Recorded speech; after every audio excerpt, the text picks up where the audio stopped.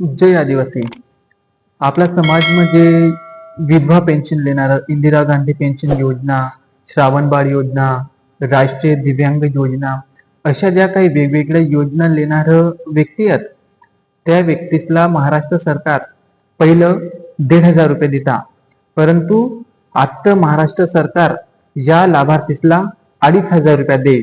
October महिना मग महाराष्ट्र सरकार संजय गांधी निराधार योजना, विधवा पेन्शन योजना, श्रावणबाळ योजना, राष्ट्रीय दिव्यांग योजना या योजना धारकसला 2,500 रुपये त्यासना खातासमा टाकेल होता.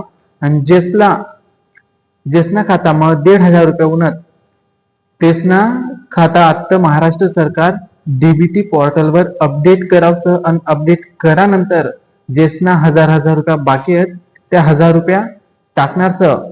आणि आपलं आदिवासी समाजने जे लाभार्थी आहेत त्यासला पण मला एक सांगणं आहे की तेसनं महाराष्ट्र सरकार ज्या काही योजनाविषयी अपडेट करत राहील, जसं बँक अकाउंटला आधार लिंक करणं, मोबाईल लिंक करणं, या अपडेट करणं खूप गरज नाही.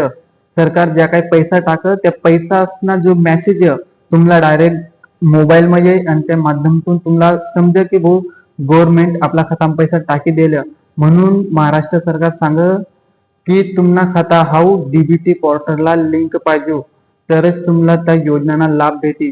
जेसनं खाता डीबीटी पोर्टलला लिंक ना होई तेसनं लवकर त्या खाता डीबीटी पोर्टलला लिंक करा, जेणामुळं तुम्हाला सरकारी योजनांना लाभ भेटी आणि ज्या पेन्शन योजना यासना बी तुम्हाला लाभ भेटी.